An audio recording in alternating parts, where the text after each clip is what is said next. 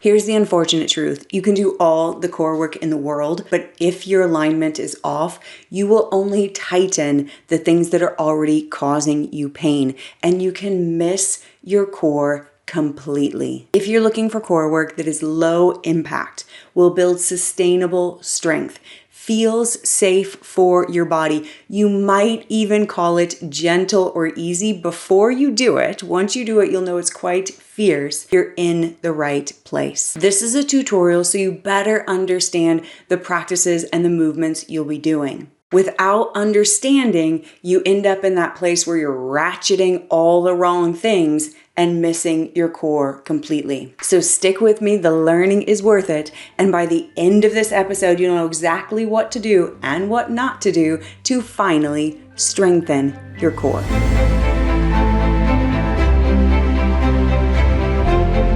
So here's the problem. If you're a woman 35, 40, or older, you're probably working harder than ever, but it still feels like your body is falling apart. You may have low back pain, pelvic floor dysfunction, or your elbows or wrists or knees have gotten cranky. Or maybe it's your neck or jaw and you have migraines or headaches. Or it's your digestion and elimination, weight gain, and belly fat. Or the aches and pains seem to bounce around your body, but you're always wrestling with something. You're doing all the right things, so why does everything feel so wrong? It feels unfair and like you're totally out of control with your own body. Here's what's really happening. Your hormones are changing and it shows up in your body. On paper, the statistics are significant.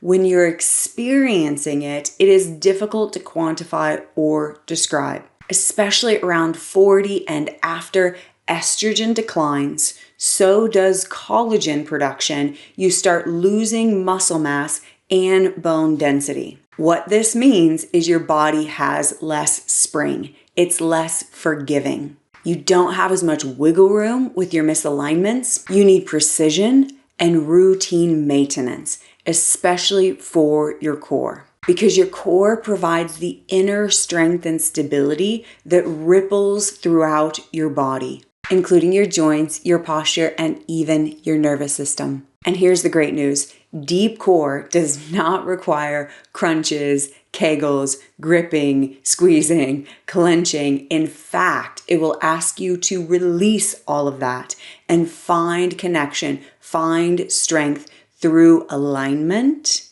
and breathing.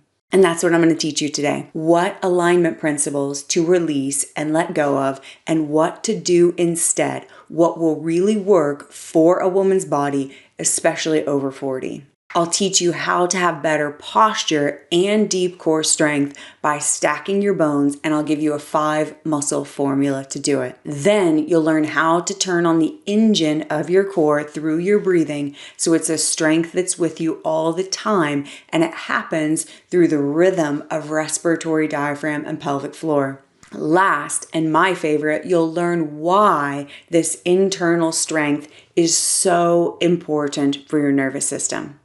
Let's dive in. Principle number 1 is stop tucking, start stacking. You've probably been told to tuck your tailbone to protect your lower back and access your core. I think this cue has good intentions. The tailbone does have connections to the pelvic floor muscles, but for the female body, it's not very precise, and it takes many of us into a different misalignment. The female pelvis is broader and wider than the male pelvis, and the sacrum tailbone is actually rocked back to create a larger pelvic outlet in order to deliver a baby. Because the sacrum and tailbone are rocked back in order to hook the tailbone, draw the tailbone under, scoop your tailbone, yada yada tailbone, many women will tilt the pelvis too much and go into a posterior tilt. This posterior tilt takes out the natural curve in your lower back. It puts stress and strain on S1, L5, L4, and these are the most commonly injured vertebra in the human body. It jams your sacrum, and it also locks down your pelvic floor. So you get this illusion of pelvic floor and core engagement, but it's coming from the positioning of your bones, not the actions of your muscles. So what do we do instead? The tailbone cues come from a desire to take you out of that butt-back pattern to help you engage the pelvic floor, low belly, and stabilize the pelvis. More anatomically accurate. And I know it's a little more mental jump rope, but I promise it's worth it. Instead of all the tailbone stuff, put your awareness on your sitting bones. Your sitting bones are like the heels of your pelvis. It will anchor your pelvis from the backside. The muscles that help with this are your hamstrings, in particular the upper hamstring attachments. When you do this, it's easier for your pelvic floor to find its natural spring. There's no gripping, clenching, locking down of the pelvic floor or the lower back. And you get out of that butt-back pattern. So it's like a pulley system. The hamstrings are anchoring the pelvis from the backside. The obliques are lifting the pelvis on the front side. Now, the best place to sense your sitting bones and build a relationship with this part of your body is sitting on a block. Roll the pelvis forward, roll the pelvis backward, and find that neutral place where the sitting bones are grounded. It's almost like you're sitting on tops. You may notice that they're a little bit different. Maybe one side is heavier or the other side is tipped forward or tilted in. And by grounding through your sitting bones and doing this diagnostic therapeutic work on a block, you will actually be able to work out asymmetries and imbalances in your pelvis that will be affecting your pelvic floor and your deep core. Not to mention your hips and your legs and your knees and all of that. So the best place to find your sitting bones is on a block, but the best place to engage your hamstrings is with your feet at the wall. And when you have your feet at the wall, you're going to press into your heels, pull the heels down just enough to feel your sitting bones curl to the backs of your knees, the backs of your legs, especially right near the sitting bones at like the folds of your buttocks. You want to feel those engage. And it's not a flash in the pan, intense type of engagement. It's like a low hum. We want the hamstrings in this type of alignment to be like a marathon runner. It's about endurance, these being on all the time. So they actually change your posture, how you stand, how you sit, and you're less compromised all the time. So getting your pelvis neutral, stable, anchored is the first part of getting stacked. The next part is drawing your ribs down and back. Most of us get stuck with the ribs pushed forward and up, largely due to postural cues like lift your chest, draw your shoulders back, don't round forward. So we overcompensate by moving from the lower rib T12 region, which is a flexible intersection in the spine. The problem is the diaphragm then gets stuck and you can't breathe fully and deeply. So it leads to chest breathing, indigestion, instability somewhere in the body. For some people, it shows up in the SI joint or the psoas, or they're a little bit twisted, or it shows up in the shoulders and the neck because of all the stress and strain there. But regardless of the symptoms, this ribs in and back is essential for getting strong, sustainable, low impact, with you all the time, deep core. Most of my students, when they start drawing the ribs in and back, they don't like it because they feel like they're rounded in the shoulders. They're used to that shoulders back, chest up posture. So you're going to have to dance with some ego stuff, some weird, deep subconscious programming about what's right, what's wrong, what's good, what's bad, what's going to get you a gold star sticker. The best place to work with this ribs in and down posture is laying down, feet at the wall again. And we have a whole practice for you to learn this and get it into your body. And I encourage you to do that next. When you're laying down, hands on your ribs, and you start breathing front, back, side to side, what we call breathing with circumference, you may realize that the lower rib region is slightly rocked up away from the floor. And this is a clear sign that that ribs forward and up is deeply embedded in your body. And you can't just force it down. Don't do that. Instead, use your breathing. Your breathing will help unravel tight tissue, and there's a lot happening in this part of the body. It's where your trapezius attaches, your QL, your psoas, your diaphragm, your kidneys, your adrenals. It's like this vital intersection of the body that for many of us is clogged up. It's like a traffic jam or like saran wrap that's got unfolded over. So it takes time to release, to unravel, to clear things out, but then everything in your body has better flow, more connectivity. You don't have that traffic jam happening at your horizontal midline. So with your hands on your ribs, breathing front, back, side to side, you want to feel the back ribs soften, expand, widen, broaden on the floor. Then once you have that, you can start adding more power to your breathing. You'll inhale through your nose, and then you're going to exhale through pursed lips like you're breathing through a straw. And make the O shape with your mouth. And imagine you're not only breathing through a straw, but you're breathing through a straw to blow out a lot of birthday candles. That elongated exhale through the lips in the O shape helps you access more deep core. And you want to exhale fully and completely. Resist being in a rush with this type of practice. It's different. This is what makes it low impact, sustainable. It'll feel safe for your body and your nervous system. It looks gentle, but it is actually very demanding in terms of the deep structures of the body. So you're inhaling through the nose, exhaling through the pursed lips like you're breathing through a straw, and you're going to start to feel the pelvic floor lift up and in on the exhale. The low belly is going to pull in and down, and the ribs are going to draw in and down. And then you keep this engine of breathing going. And then in the core practice, we add more movement. And the movement's very simple, very basic, because it's trying to retrain your body so you don't go into all those compensating patterns that leave you tight in your groin, in your hip flexors, in your lower back, in your shoulders, in your neck after you do core work, and all those things are tight, but your core is still underdeveloped, weak, or offline. So let's wrap up principle number 1. Stop tucking, start stacking. Stacking means stabilizing your pelvis with the sitting bones and the hamstrings in the back, the front rim of the pelvis and the obliques in the front, and then drawing the ribs in and back, which is going to depend on the transverse abdominis, the abdominal muscles that wrap around like a corset, and serratus anterior, these fabulous feather muscles on the sides of your ribs that also help your shoulder blades. Now that you're stacked, you can start breathing in a way that creates rhythm and relationship between your respiratory diaphragm and your pelvic floor.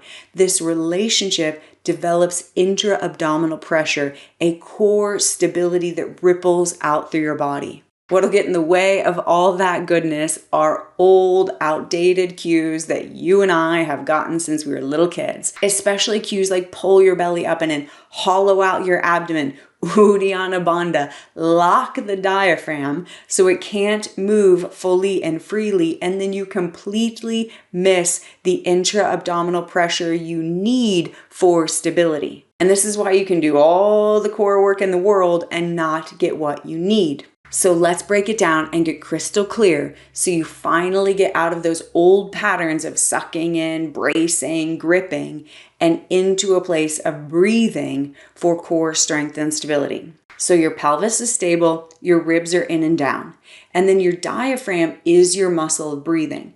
And you want it to descend, widen, and flatten on the inhale, and then exhale, lift up and in. Again, inhale, the diaphragm will widen, flatten, descend, and that's what draws air into the lungs.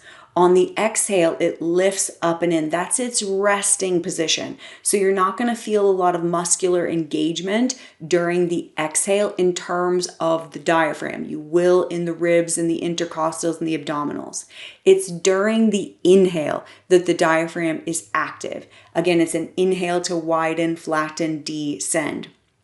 When the ribs are pulled up and in, the diaphragm can get locked and then it won't move fully and freely. That's why doing core work, laying down and focusing on your breathing is essential in the beginning. Then you can move on to more complex things, but you need this pattern imprinted and as your default setting first. So the diaphragm's widening, flattening, descending on inhale, which is creating expansion in the front ribs, in the back ribs, and in the side ribs. And it's the side ribs that give you the greatest gauge on if the diaphragm is moving, because the diaphragm is the only muscle that can move in that direction. So if you're like, oh, I don't know if I'm doing it, the strap around your ribs is an excellent measurement. Or you can place your hands on your side ribs, and when you inhale, you want to feel the ribs expand and open like the gills of a fish. And then on the exhale, the ribs will close and drop in and down like the gills of a fish. Do that a few times with me. Inhale. Exhale. Now the diaphragm is doing the work of widening, flattening, descending on inhale. On exhale, the diaphragm goes back to its resting position, but the intercostals and the upper abdominals will squeeze in to kind of help that happen and push air out of the lungs. So you've got the diaphragm going. Now let's talk about the pelvic floor. The pelvic floor is meant to reflect what's happening in the respiratory diaphragm. So when the diaphragm widens, flattens, descends on inhale, you want the pelvic floor to receive that, to reflect that, and it will widen, flatten, descend slightly. Now on the exhale, the diaphragm is going to lift back up and in, and we want the same thing with the pelvic floor. But the action is the inverse. So the active portion of the diaphragm is the inhale, widening, flattening, descending. That's when the diaphragm's active. And the pelvic floor is reflective. On the exhale, that's when the pelvic floor is going to be active. It's going to draw up and in. And then the diaphragm returns to its resting position. So this starts to be a rhythm, almost like a jellyfish. You inhale, widen, flatten, everything descends. Exhale, everything draws up and in. And it's just like that. And it creates this pressure system that makes your abdominal region taut like a drum, or like a tire, everything's rolling and everything's very smooth, versus clunky, like a flat tire, one that has a leak, or when an instrument is not taut, you can't play it. There's no resonance, there's no spring. Now, we know that the diaphragms have to be stacked in order for them to talk.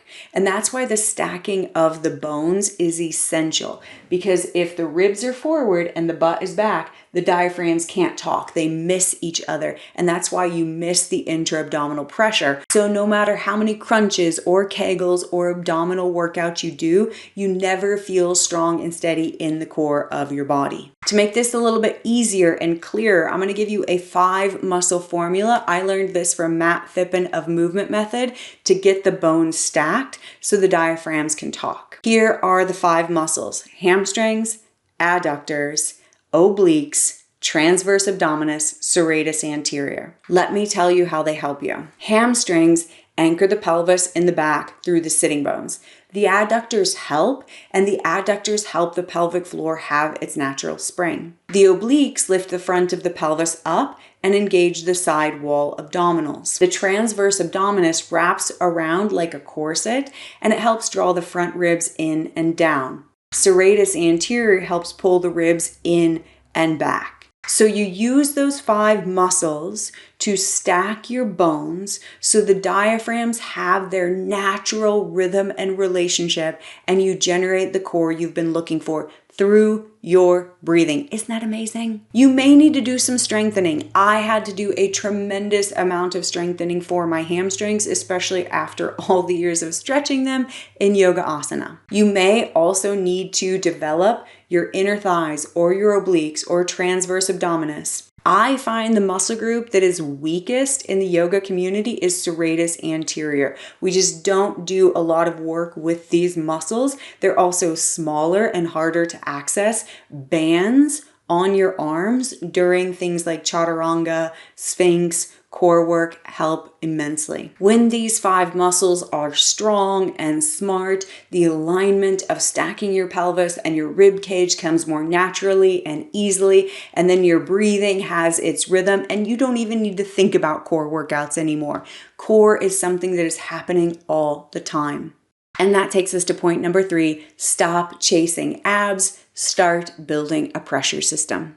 When your bones are stacked and your respiratory diaphragm and pelvic floor is talking, there is a strength of connection and integration that ripples out through your whole body. This strength is also responsive, agile, graceful, not rigid, locked up, and fragile to a certain degree. Here's my favorite part. When you have intra-abdominal pressure, it stimulates baroreceptors, pressure receptors throughout your body, and it sends safety signals to your nervous system. So from deep inside, your body is saying, I've got this, I'm good, I'm safe, I'm secure, I have deep, sustainable inner strength. This is so powerful because then your body starts generating the neurochemistry of safety.